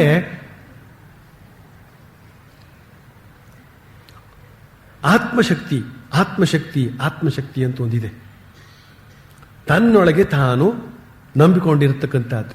ಯಾರಿಗೆ ತನ್ನ ಮೇಲೆ ತನಗೆ ನಂಬಿಕೆ, ಶ್ರದ್ಧೆ ಅಂತ ಹೇಳ್ತಕ್ಕಂಥದ್ದು ಇರುತ್ತೋ ಆತ ಎಂಥ ದುರ್ಭರವಾದಂತಹ ಪರಿಸ್ಥಿತಿ ಒದಗಿದರೂ ಕೂಡ ಆದರ್ಶದಿಂದ ಮಾತ್ರ ಕಿಂಚಿತ್ತೂ ಕೂಡ ಅವನು ಕದಲೋದಿಲ್ಲ. ಈ ಆತ್ಮಶಕ್ತಿಯನ್ನು ಬೆಳೆಸ್ಕೊಳ್ಬೇಕಾಗತ್ತೆ. ಅದಕ್ಕೋಸ್ಕರವೇ ಸಣ್ಣ ಪುಟ್ಟ ಸಂದರ್ಭದಲ್ಲಾದರೂ, ಸಜ್ಜನರ ಜೊತೆಯಲ್ಲಾದರೂ ಕೂಡ ಈ ಆದರ್ಶಗಳನ್ನು ಪಾಲಿಸುವಂತಹ ಒಂದು ಅಭ್ಯಾಸ ಮಾಡಿಕೊಳ್ಬೇಕು. ಎಷ್ಟೋ ಜನ ಸನ್ಯಾಸಿಗಳಿಗೆ ಸುಳ್ಳು ಹೇಳ್ತಾ ಇದ್ದಾರೆ. ನಮ್ಮ ಹತ್ರವೇ ಸುಳ್ಳು ಹೇಳ್ತಕ್ಕಂಥವ್ರು ಎಷ್ಟು ಜನ ಇದ್ದಾರೆ ಗೊತ್ತೇನೋ? ಅದನ್ನು ಆಲೋಚನೆ ಮಾಡಿದಾಗ ಇವನಿಗೇನು ಬರ್ಕತ್ತಿಲ್ಲ. ಬರ್ಕತ್ ಅಂತಂದ್ರೆ ಉದ್ಧಾರ ಅಂತ ಅರ್ಥ. ಹಿಂದಿನಲ್ಲಿ ಬರ್ಕತ್ ಅಂತ ಅದು ಇವನಿಗೆ ಉದ್ಧಾರ ಇಲ್ಲ. ಯಾರು ದೇವ್ರನ್ನೇ ನಂಬ್ಕೊಂಡಿದ್ದಾರೋ ಅವನಿಗೆ ಮೋಸ ಮಾಡಿದ್ರೆ ಈತ. ಮಾತು ಕೊಟ್ಟ ಅಂತಂದ್ರೆ ಅದಕ್ಕೆ ಸರಿಯಾಗಿ ನಡ್ಕೊಳ್ಳೇಬೇಕು. 4 ಗಂಟೆಗೆ ಬರ್ತೇನೆ ಅಂತ ಹೇಳಿದ್ರೆ ಸರಿಯಾಗಿ 4 ಗಂಟೆಗೆ ಬರಬೇಕು. ಈ ಥರ ಸಮಯ ಮಹಾತ್ಮ ಗಾಂಧೀಜಿಯವ್ರ ಗಡಿಯಾರವನ್ನು ಸೊಂಟಕ್ಕೆ ತೂಗು ಹಾಕೊಳ್ತಾ ಇದ್ರು. ಅವರು ತಮ್ಮ ಕುಟೀರದಿಂದ ಒಂದು ಕಾರ್ಯಕ್ರಮಕ್ಕೆ ಹೋಗ್ತಕ್ಕಂತಹ ಜಾಗಕ್ಕೆ ಎಷ್ಟು ಅವಧಿ ಬೇಕಾಗುತ್ತದೆ ಅಂತ ಅನ್ನೋದು ನೋಡಿಕೊಂಡು ಮೊದಲೇನೆ ಸಮಯಕ್ಕೆ ಸರಿಯಾಗಿ ಅಲ್ಲಿ ಹೋಗ್ತಾ ಇದ್ರು. ಸಮಯ ನಷ್ಟ ಮಾಡಲೂಬಾರದು, ಆಮೇಲೆ ತಡವಾಗಿಯೂ ಹೋಗಬಾರ್ದು, ಹಾಗೆ ಬೇಗನೂ ಹೋಗಬಾರ್ದು. ಈ ರೀತಿಯಲ್ಲಿ ಧರ್ಮೋ ರಕ್ಷತಿ ರಕ್ಷಿತ ಅಂತನೂ ಹೇಳಿದಾಗೆ ಕಾಲೋ ರಕ್ಷತಿ ರಕ್ಷಿತ. ಯಾರು ಕಾಲವನ್ನು ರಕ್ಷಿಸ್ತಾರೋ ಅವ್ರನ್ನ ಕಾಲ ಕೂಡ ರಕ್ಷಿಸ್ತದೆ ಅಂತನೋ ಮಾತನ್ನ ನಾವು ಇಲ್ಲಿ ತೆಗೆದುಕೊಳ್ಬಹುದು. ಇದು ಸತ್ಯ ಹೇಳೋದಕ್ಕೋಸ್ಕರ ಬಂತು. ನಮ್ಮ ನಿತ್ಯ ಜೀವನದಲ್ಲಿ ಸತ್ಯ ಪರಿಪಾಲನೆ ಅಂತ ಹೇಳ್ತಕ್ಕಂಥದ್ದನ್ನು ನಾವು ರೂಢಿಸ್ಕೊಳ್ಬೇಕು. ಇಚ್ಛಾ ಬಲ ಉಪಯೋಗಿಸ್ಕೊಂಡು ರೂಢಿಸ್ಕೊಳ್ಬೇಕಾಗತ್ತೆ. ಕಷ್ಟ ಬರುತ್ತೆ, ಏಟು ಬೀಳುತ್ತೆ, ಅವಮಾನ ಆಗುತ್ತೆ, ಆದರೂ ಕೂಡ ಸತ್ಯ ಹೇಳಿಬಿಡ್ಬೇಕು. ಶ್ರೀರಾಮಕೃಷ್ಣ ಜೀವನವನ್ನು ಓದಿ, ಯುಗಾವತಾರ ಶ್ರೀರಾಮಕೃಷ್ಣದಲ್ಲಿ ಆ ಸತ್ಯ ಹೇಳ್ತಕ್ಕಂಥ ಮಾತನ್ನ ಎಲ್ಲೆಲ್ಲಿ ಹೇಗೆ ಹೇಗೆ ಪರಿಪಾಲಿಸಿದ್ದಾರೆ ಅಂತ ಅನ್ನೋದನ್ನ ನೀವು ನೋಡ್ಬೋದು. ಅದ್ಭುತವಾದ ರೀತಿಯಲ್ಲಿ ಅವರು ಸತ್ಯ ಪರಿಪಾಲನೆ ಮಾಡ್ತಾ ಇರ್ತಾರೆ. ಆ ಮಥುರಾನಾಥ ವಿಶ್ವಾಸನ ಮನೆಯಲ್ಲಿ 2 ಸೋದರಿಯರು, ಒಬ್ಬರು ದೊಡ್ಡ ಯಜಮಾನಿ, ಒಬ್ಬರು ಚಿಕ್ಕ ಯಜಮಾನಿ ಅಂತ ಅವರಿಗೆ ಹೆಸರು. ಅವರಿಗೆ ಪಾಲಾಯಿತು. ದೊಡ್ಡ ಯಜಮಾನಿ ಅವಳ ಪಾಲಿಗೆ ಒಂದು ಕೆರೆ ಬಂದಿದೆ. ಆ ಕೆರೆಯ ದಂಡೆಯ ಮೇಲೆ ಒಳ್ಳೆಯ ಸೊಪ್ಪು ಬೆಳೆದಿತ್ತು. ಕಿರಿಯ ಯಜಮಾನಿ ಆ ದಾರಿಯಾಗಿ ಬಂದವಳು ಸೊಪ್ಪು ಬಹಳ ಹುಲಸಾಗಿ ಬೆಳೆದಿದೆಯಲ್ಲ, ಇವತ್ತಿನ ಪಲ್ಯಕ್ಕೆ ಇದನ್ನೇ ಕಿತ್ಕೊಂಡು ಹೋಗೋಣ ಅಂತ ಒಂದಷ್ಟು ಕಿತ್ಕೊಂಡು ಹೊರಟಳು. ಅದನ್ನು ಶ್ರೀರಾಮಕೃಷ್ಣ ನೋಡಿದರು. ನೋಡಿಬಿಟ್ಟು ಅವರಿಗೆ ಆಶ್ಚರ್ಯ ಆಗೋಯ್ತು. ಪಾಲಾಗಿದೆ, ಇದು ಅಕ್ಕಂದು. ಈ ತಂಗಿ ಹೇಳ್ದೆ ಕೇಳದೆ ತಗೊಂಡು ಹೋಗ್ತಾ ಇದ್ದಾಳಲ್ಲ, ಕದೀತಾ ಇದ್ದಾಳಲ್ಲ ಅಂತಂದ್ಬಿಟ್ಟಿದ್ದೆ. ಆ ಅಕ್ಕನ ಹತ್ರ ಹೋಗಿ ಹೇಳ್ತಾರೆ, ನೋಡು ಅವಳು ನಿನ್ನ ಭೂಮಿಯ ಸೊಪ್ಪನ್ನು ತಗೊಂಡು ಹೋದ್ಲು. ಅಕ್ಕನಿಗೆ ಆಶ್ಚರ್ಯ. ಕದ್ಲು ಅಂತಲ್ಲ, ನನ್ನ ತಂಗಿ ಕದ್ಲು ಅಂತಲ್ಲ. ಅರೆ, ಸೊಪ್ಪು ಯಾರು ಕಿತ್ಕೊಂಡು ಹೋದ್ರೆ ಏನಂತೆ, ಅಗ್ಗವಾಗಿ ಬೆಳೆದಂತಹದ್ದು, ಅದು ಕೂಡ ನನ್ನ ತಂಗಿ, ಸ್ವತಃ ತಂಗಿ, ಸ್ವಂತ ತಂಗಿ ಏನಂತೆ ಅಂತ. ಆದರೂ ಕೂಡ ಇವರು ಕದ್ಕೊಂಡು ಹೋದದ್ದನ್ನ ಒಂದು ಬಗೆಯ ಆರೋಪಣೆ ರೀತಿಯಲ್ಲಿ ಹೇಳ್ತಾ ಇದ್ದಾರಲ್ಲ ಅಂತ ಆಶ್ಚರ್ಯವಾಗಿ. ಹಾಗೆ ಇದ್ರೆ ಅಷ್ಟೊತ್ತಿಗೆ ಸರಿಯಾಗಿ ಆ ಚಿಕ್ಕ ತಂಗಿ ಕೂಡ, ಕಿರಿಯ ಯಜಮಾನಿ ಕೂಡ ಬಂದ್ಲು ಆ ದಾರಿಯಾಗಿ. ಏನು ಮಾತನಾಡ್ತಾ ಇದ್ದೀರಿ? ಆಗ ಹಿರಿಯ ಯಜಮಾನಿ ಹೇಳ್ತಾಳೆ, ಇವ್ರು ಹೇಳ್ತಾ ಇದ್ದಾರೆ, ನೀನು ನಮ್ಮ ಭೂಮಿಗೆ ಸೇರಿದಂತಹ ಸೊಪ್ಪನ್ನ ಕದ್ಯಂತೆ, ಹೌದಾ? ಹೇಳ್ತಾ ಇದ್ದಾರೆ ನಮ್ಮ ತಂದೆಯವರು. ಆಗ ಅವಳಿಗೆ ಅರ್ಥ ಆಯ್ತು, ಏನು ಇದು ಬಹಳ ತಮಾಷೆಯ ಸನ್ನಿವೇಶ ಅಂತ. ಕಿಲಕಿಲ ಅಂತ ನಕ್ಕು, ಹೌದು ಅಪ್ಪ, ನಾನೇನೋ ತಕೊಂಡೆ, ಹೌದು, ನೀವು ಹತ್ರ ಹೇಳ್ಕೊಡೋಣವೇ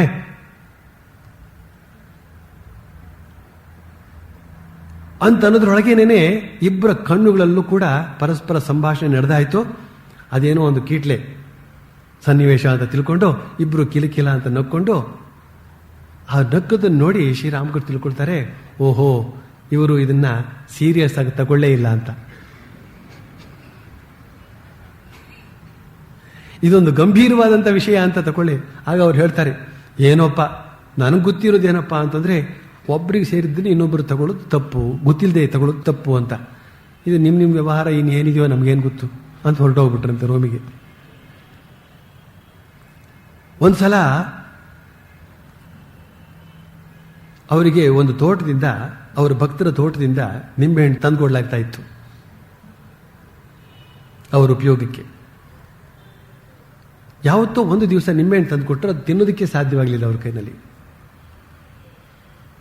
ತಕ್ಷಣ ಹೇಳಿದ್ರಂತೆ, ಹೋಗು ನೋಡ್ಕೊಂಡು ಬಾ ಮೊದಲು, ಆ ತೋಟ ಇನ್ನೊಬ್ರಿಗೇನೋ ಬದಲಾಗಿರ್ಬೇಕು ಅಂತ ಕಾಣುತ್ತೆ, ಮಾರಿರ್ಬೇಕು ಅಂತ ಕಾಣುತ್ತೆ ಆತ. ಹೋಗಿ ವಿಚಾರಿಸಿ ನೋಡಿದಾಗ ಆ ತೋಟ ಈ ಭಕ್ತಂದಲ್ಲ, ಈಗ ಇನ್ನೊಬ್ರಿಗೆ ಮಾರಿ ಆಗಿತ್ತು, ಅದರ ಸ್ವಾಧೀನ ಇನ್ನೊಬ್ರಿಗೆ ಹೋಗಿತ್ತು. ಇನ್ನೊಬ್ರಿಗೆ ಹೋದದ್ದನ್ನು ಕೂಡ ಇವನು ಅಭ್ಯಾಸ ಬಲದಿಂದ ಪ್ರತಿದಿನ ತರುವಂತೆ ತಂದಿದ್ದಾನೆ. ಕದ್ದಾಗಾಯ್ತಲ್ಲ ಅದು. ಇಷ್ಟರ ಮಟ್ಟಿನ ಸೂಕ್ಷ್ಮ.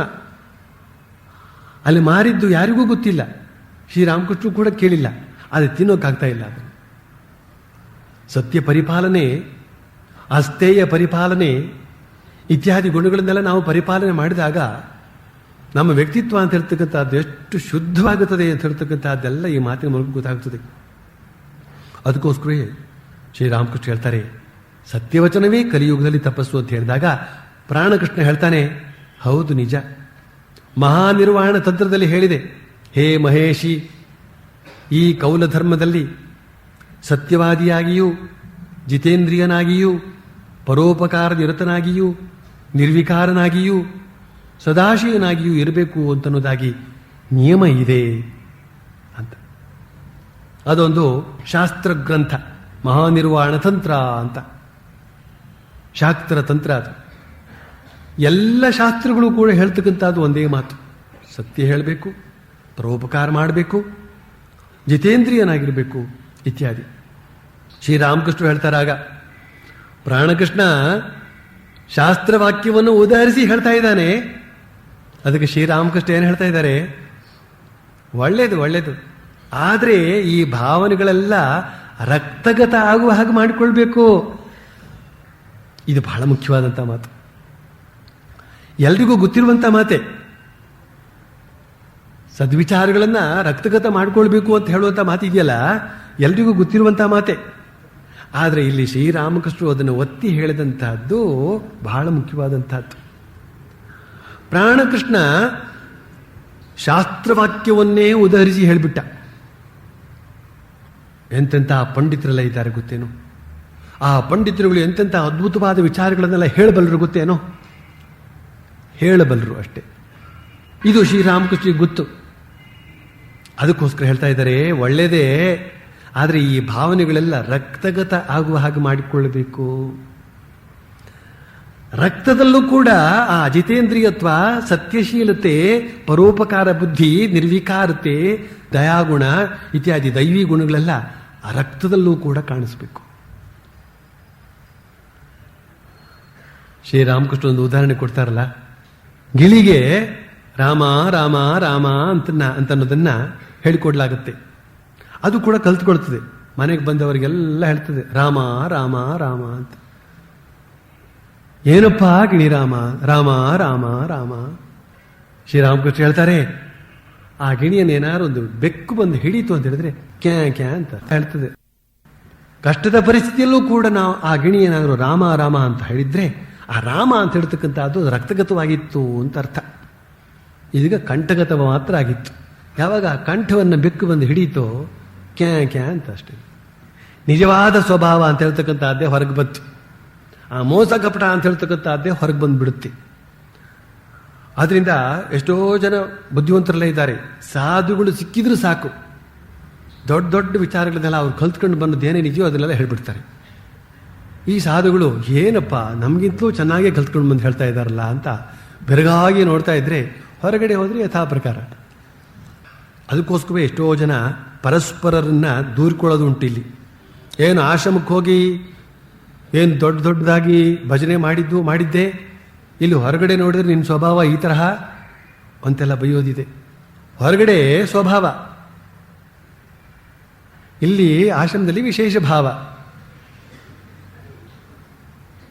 ಆ ಭಾವ ವಿಶೇಷ ಭಾವ ಅಂತ ಹೇಳ್ತಕ್ಕಂಥದ್ದು ರಕ್ತದಲ್ಲಿ ಸೇರ್ಕೊಂಡಾಗ ಮಾತ್ರವೇ ಈ ಒಂದು ದೈವಿ ಗುಣ ಅಂತ ಹೇಳ್ತಕ್ಕಂಥದ್ದು ಕೂಡ ಸ್ವಭಾವ ಆಗಿಬಿಡ್ತದೆ.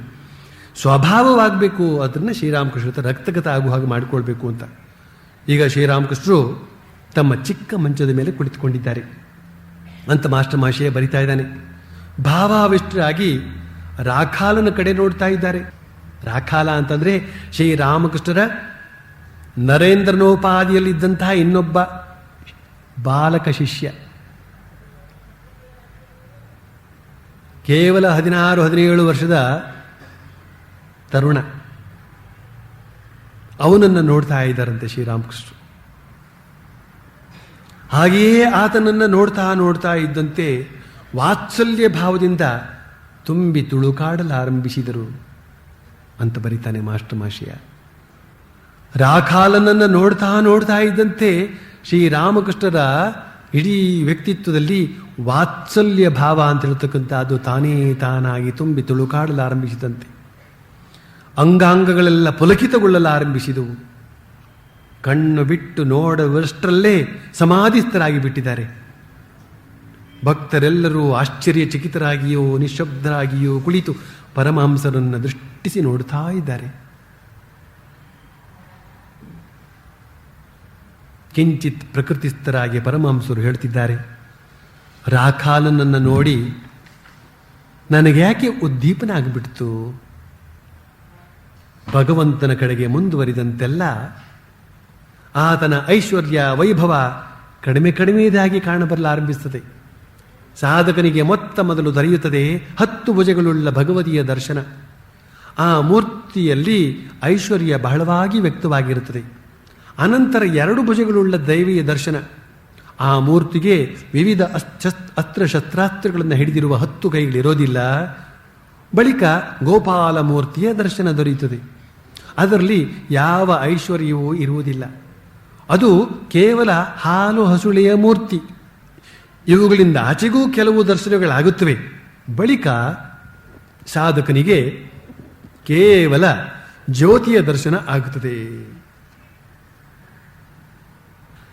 ರಾಖಾಲನನ್ನ ಕಂಡು ಸಮಾಧಿಗೇರಿದಂತಹ ಶ್ರೀರಾಮಕೃಷ್ಣ ಸಮಾಧಿಯಿಂದ ಇದು ಆಡಿದಂತಹ ಮಾತು ಯಾವುದು?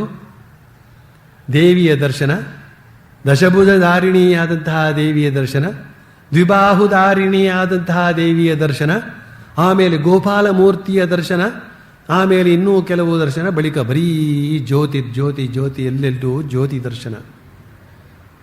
ಈ ಮಾತನ್ನ ಹೇಳ್ತಾ ಇದ್ದಾರೆ. ಇದೊಂದು ಆಧ್ಯಾತ್ಮಿಕ ರಹಸ್ಯವನ್ನು ನಮ್ಮ ಮುಂದೆ ಇಡ್ತಾ ಇದ್ದಾರೆ.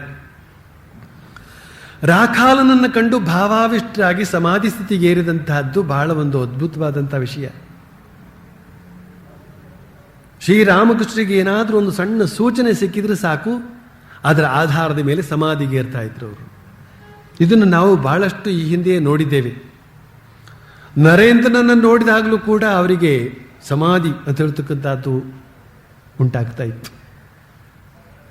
ಭಗವನ್ನಾಮ ಸಂಕೀರ್ತನೆ ಅಂತ ಹೇಳ್ತಕ್ಕಂತಹದ್ದು ಬಹಳ ಸ್ಫೂರ್ತಿದಾಯಕವಾಗಿ ನಡೀತಾ ಇತ್ತು ಅಂತ ಹೇಳಿದ್ರೆ ಅವರಿಗೆ ಸಮಾಧಿ ಅಂತ ಹೇಳ್ತಕ್ಕಂಥದ್ದು ಪ್ರಾಪ್ತವಾಗ್ತಾ ಇತ್ತು. ಇಲ್ಲಿ ರಾಖಾಲನನ್ನು ಕಂಡಾಗ ಅವರಿಗೆ ಸಮಾಧಿ ಸ್ಥಿತಿ ಬಂದಿದೆ. ಕಾರಣ ಏನು? ಆ ರಾಖಾಲ ಯಾರು?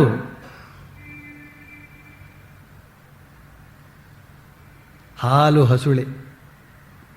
ಹೇಗೆ ಗೋಪಾಲಮೂರ್ತಿ ಹಾಲು ಹಸುಳೆಯೋ ಅದೇ ರೀತಿಯಲ್ಲಿ ಈ ರಾಖಾಲ ಕೂಡ. ಈ ರಾಖಾಲ ಯಾರು?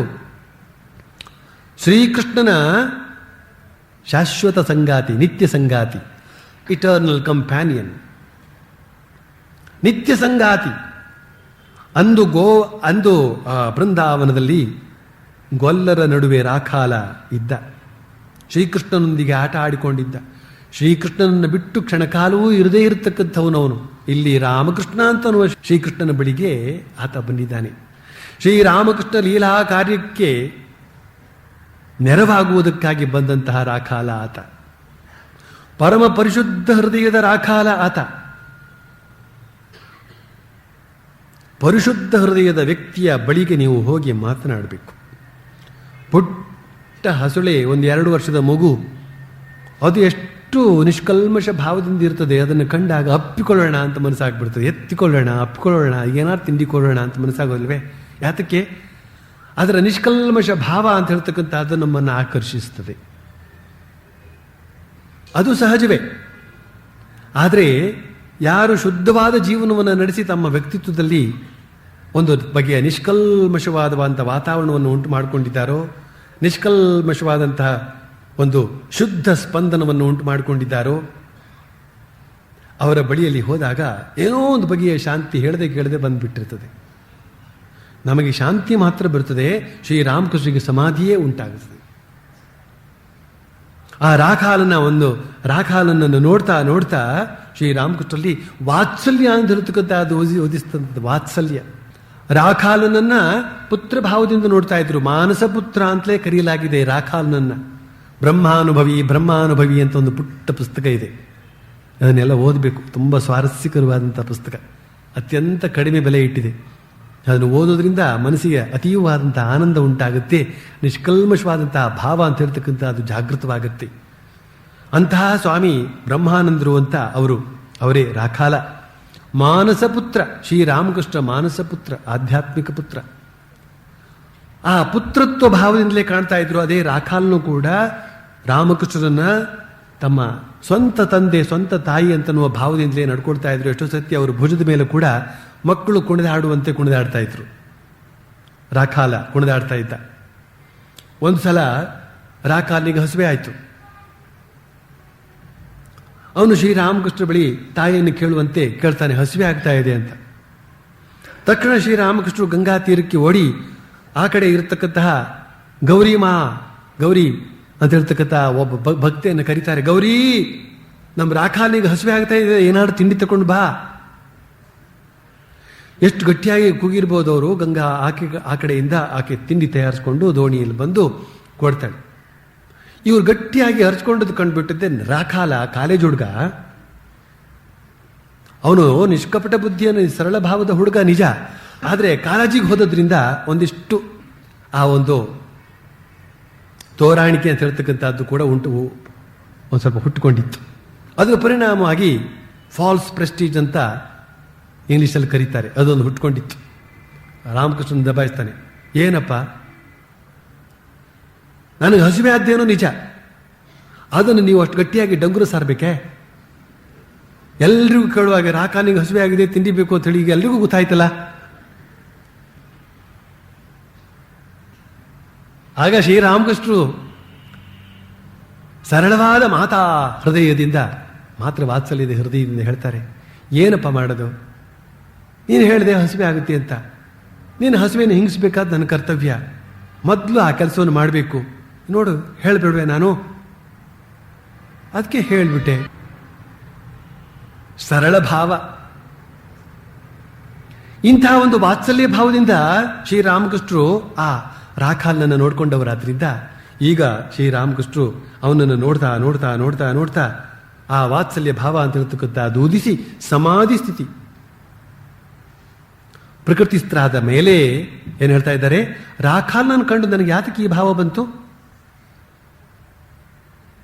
ಅಂತ ಅವರೇ ಹೇಳ್ತಾ ಉತ್ತರ ಕೊಡ್ತಾರೆ. ಭಗವಂತನ ಕಡೆಗೆ ಮುಂದುವರಿದಂತೆಲ್ಲ ಅವನ ಐಶ್ವರ್ಯ ವೈಭವದ ಅಂತ ಹೇಳ್ತಕ್ಕಂಥದ್ದು ಕಡಿಮೆ ಕಡಿಮೆ ಅದು ಕಳಪೆಯಾಗಿ ಕಾಣಿಸ್ಕೊಳ್ತದೆ ನಮಗೆ. ವೈಭವ ಅಂದ್ರೆ ಈ ಜಗತ್ತಿನಲ್ಲಿ ಏನೇನು ವೈಭವಗಳೆಲ್ಲ ಇದೆಯೋ ಅದೆಲ್ಲ ಭಗವಂತನದ್ದು. ಶ್ರೀಮಂತಿಕೆ, ಬಗೆ ಬಗೆಯ ನೋಟಗಳು, ನರ್ತನಗಳು, ಲಲಿತ ಕಲೆಗಳು, ಇವುಗಳನ್ನೆಲ್ಲ ಅನುಭವಿಸೋದು, ಇದೆಲ್ಲ ಅವನ ವೈಭವ. ರಾಜ್ಯಭಾರ ಮಾಡೋದು, ರಾಜನಾಗತಕ್ಕಂಥದ್ದು, ಮಂತ್ರಿ ಆಗತಕ್ಕಂಥದ್ದು, ಇದೆಲ್ಲ ಅವನ ವೈಭವ. ಇಂತಹ ವೈಭವವು ಕೂಡ ಸಪ್ಪೆಯಾಗಿ ಕಂಡುಬಿಡ್ತದೆ, ಕಳಪೆಯಾಗಿ ಕಂಡುಬರುತ್ತದೆ ಅಂತ ಹೇಳ್ತಾ ಸಾಧಕನಿಗೆ ಯಾವ್ಯಾವ ಒಂದು ಮಟ್ಟದಲ್ಲಿ ಸಾಕ್ಷಾತ್ಕಾರ ಆಗ್ತದೆ ಅಂತನೋ ಒಂದು ರಹಸ್ಯವನ್ನು ಕೊಡ್ತಾರೆ. ಮೊಟ್ಟ ಮೊದಲನೇದಾಗಿ ಅವನಿಗೆ 10 ಭುಜಗಳುಳ್ಳ ಭಗವತಿಯ ದರ್ಶನವಾಗುತ್ತದೆ. ಆ ಮೂರ್ತಿಯಲ್ಲಿ ಐಶ್ವರ್ಯ ಬಹಳವಾಗಿ ವ್ಯಕ್ತವಾಗುತ್ತದೆ. ದಶಭುಜಧಾರಿಣಿಯಾದಂತಹ ದುರ್ಗಾ ದೇವಿ ಸಕಲ ಐಶ್ವರ್ಯಕ್ಕೂ ಕೂಡ ಒಡತಿ. ಯಾರು ದಶಭುಜಧಾರಿಣಿಯಾದಂತಹ ದುರ್ಗೆಯನ್ನು ಸಾಕ್ಷಾತ್ಕಾರ ಮಾಡಿಕೊಳ್ತಾರೋ ಅವನು ಮಹಾರಾಜನಾಗಿ ಈ ಜಗತ್ತಿನಲ್ಲಿ ವಿಜೃಂಭಿಸ್ತಾನೆ. ಎಲ್ಲ ವೈಭವಗಳು ಕೂಡ ಅವನನ್ನ ಬಂದು ಸೇರಿಕೊಳ್ಳುತ್ತವೆ. ಲಲಿತಾ ಸಹಸ್ರನಾಮ ಮಾಡಿದಂಥ ಆ ಫಲಶ್ರುತಿಯನ್ನು ನೋಡಬೇಕು. ಪ್ರತಿಯೊಂದು ಸಹಸ್ರನಾಮಕ್ಕೂ ಫಲಶ್ರುತಿ ಅಂತ ಹೇಳ್ತಕ್ಕಂಥದ್ದಿದೆ. ಲಲಿತಾ ಸಹಸ್ರನಾಮವನ್ನು ಪಾರಾಯಣ ಮಾಡ್ತು ಅಂತ ಹೇಳಿದ್ರೆ ಅಂಥವನಿಗೆ ಅಥವಾ ಅಂಥವಳಿಗೆ ಏನೇನು ಲಭ್ಯವಾಗ್ತದೆ ಅಂತ ಹೇಳ್ತಕ್ಕಂಥದ್ದೆಲ್ಲ ಇದೆ. ಅದೆಲ್ಲ ವೈಭವ. ಆದರೆ ಇದು ಕೂಡ ಸಪ್ಪಿಯಾಗಿ ಕಾಣ್ತದೆ. ಸಾಧನೆಯಲ್ಲಿ ಮುಂದುವರಿದಂತೆ ದ್ವಿಬಾಹುಧಾರಿಣಿಯಾದಂತಹ ದೇವಿ ದರ್ಶನ ಆಗ್ತದೆ. ಆಗ ಅಲ್ಲಿ ಶಸ್ತ್ರಾಸ್ತ್ರಗಳನ್ನು ಹಿಡಿದಿರತಕ್ಕಂಥ 10 ಕೈಗಳು ಇರೋದಿಲ್ಲ. ಆಮೇಲೆ ಮುಂದೆ ಇನ್ನೊಂದು ದರ್ಶನ ಆಗ್ತದೆ, ಗೋಪಾಲ ಮೂರ್ತಿಯ ದರ್ಶನ. ಗೋಪಾಲ ಮೂರ್ತಿ, ಗೋಪಾಲ, ಗೊಲ್ಲ,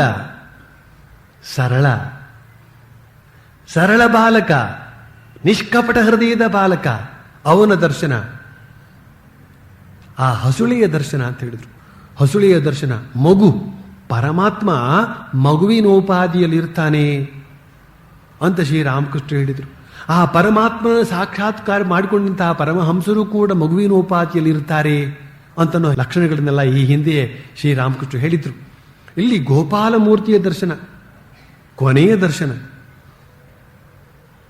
ಶ್ರೀರಾಮಕೃಷ್ಣರು ಇಲ್ಲಿ ರಾಖಾಲನಲ್ಲಿ ಆ ಬಾಲಗೋಪಾಲನ ದರ್ಶನವನ್ನು ಮಾಡ್ತಾ ಇದ್ದಾರೆ ಅಂತ ಅಲ್ಲಿಂದ ಇಲ್ಲಿಗೆ ಸಂಬಂಧ.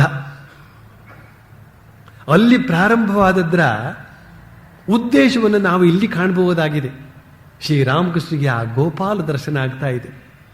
ಆದರೆ ಈ ದರ್ಶನಕ್ಕೂ ಮುಂದೆ ಹೋದಂತೆ ಏನ್ ಕಾಣ್ತದೆ? ಜ್ಯೋತಿ, ಸುವರ್ಣ ಜ್ಯೋತಿ. ತೈತ್ರಿಯ ಉಪನಿಷತ್ನಲ್ಲಿ ಅದೇ ಮಾತನ್ನು ಹೇಳಲಾಗಿದೆ. ಸುವರ್ಣಮಯವಾದಂತಹ ಜ್ಯೋತಿ. ಸುವರ್ಣ ಅಂತ ಈ ನಮ್ಮ ಭೂಲೋಕದಲ್ಲಿ ಕಾಣತಕ್ಕಂತಹ ಸುವರ್ಣ ಅಂತ ಹೇಳ್ತಕ್ಕಂಥದ್ದು ಸುಮ್ಮನೆ ನಾಮಕೆ ವಾಸ್ತೆ ಮಾತ್ರ. ಒಂದು ಉದಾಹರಣೆ ಕೊಡದಿದ್ರೆ ಆ ಸುವರ್ಣದಂತೆ ಅಂತ ಅರ್ಥ ಅಷ್ಟೇನೆ. ಯಾವ ಬೆಳಕಿನಿಂದ ಇತರ ಎಲ್ಲ ಬೆಳಕುಗಳು ಕೂಡ ಬೆಳಗುತ್ತವೋ ತಸ್ಯ ಭಾಸಾ ಸರ್ವಮಿದಂ ವಿಭಾತಿ. ಅಂತಹ ಬೆಳಕು, ನೆರಳೇ ಇಲ್ಲದಿರತಕ್ಕಂತಹ ಬೆಳಕು, ಅಂತಹ ಜ್ಯೋತಿ ದರ್ಶನ ಎಲ್ಲೆಲ್ಲೂ ಜ್ಯೋತಿ ದರ್ಶನ ಆಗ್ತದೆ. ಅದೇ ಅತ್ಯಂತ ಶ್ರೇಷ್ಠವಾದ ದರ್ಶನ ಅಂತನ್ನುವ ಆ ಆಧ್ಯಾತ್ಮಿಕ ರಹಸ್ಯವನ್ನು ಹೇಳ್ತಾರೆ ಶ್ರೀರಾಮಕೃಷ್ಣರು ಅಂತ ಹೇಳಿ ಇಂದಿನ ಉಪನ್ಯಾಸವನ್ನು ಮುಗಿಸ್ತೇನೆ.